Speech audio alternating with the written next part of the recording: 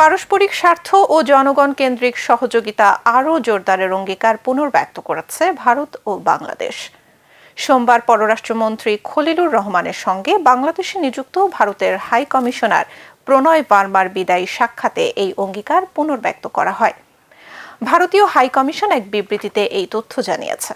সাক্ষাৎকালে high commissioner দ্বিপাক্ষিক সম্পর্ক এগিয়ে নিতে ধারাবাহিক সহযোগিতার জন্য পররাষ্ট্রমন্ত্রী এবং পররাষ্ট্র মন্ত্রণালয়কে ধন্যবাদ জানান। বিবৃতিতে বলা হয়, বৈঠকে দুই দেশের চলমান সম্পর্কের বিভিন্ন দিক সংক্ষেপে পর্যালোচনা করা হয়। উভয় পক্ষই সক্ষমতা ও আকাঙ্ক্ষার ভিত্তিতে ভবিষ্যতে সম্পর্ক আরও এগিয়ে যাবে বলে আশাবাদ ব্যক্ত করেন। হাই কমিশনার প্রণয় বার্মা বাংলাদেশের জনগণ ও সরকারের সঙ্গে ঘনিষ্ঠভাবে কাজ করার ভারতের আগ্রহ পুনর্ব্যক্ত করেন। তিনি বলেন, পারস্পরিক স্বার্থ ও উপকারের ভিত্তিতে এবং দুই দেশের উন্নয়ন অগ্রাধিকারের সঙ্গে সামঞ্জস্য রেখে সব ক্ষেত্রে জনগণ কেন্দ্রিক সহযোগিতা আরও জোরদার করা হবে।